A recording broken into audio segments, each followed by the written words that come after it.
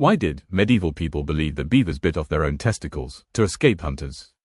It sounds absurd, but for centuries, this was accepted as natural history. In medieval Europe, beavers were believed to castrate themselves when threatened.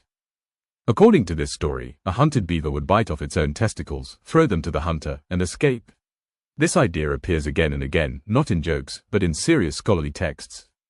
One of the oldest, and strangest, is that, in ancient Egypt, people believed that male beavers nibbled off their own testicles. This came about for a number of reasons, one being that beavers' testicles do not hang outside their bodies, so were not visible.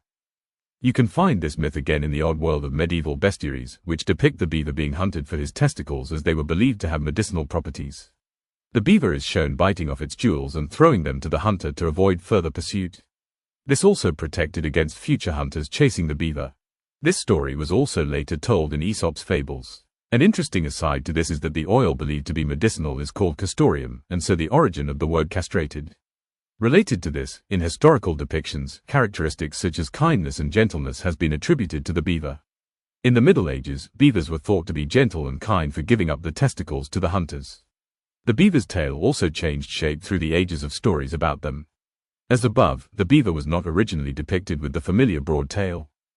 The North American Ojibwa people have a legend that also tells of the beaver's kindness. This comes from the story of how the beaver got its tail.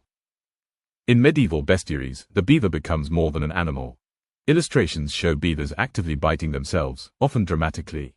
But the point wasn't zoological accuracy. It was moral symbolism. The beaver was interpreted as a moral lesson. Just as the beaver sacrifices part of itself to survive, humans should renounce sinful desires to save their souls. Natural history and moral theology were deeply intertwined. This story shows how medieval science worked. Animals were read like texts. Nature was not only observed, it was interpreted. Biological facts, moral lessons, and inherited authority existed side by side. The beaver never bit off its own testicles.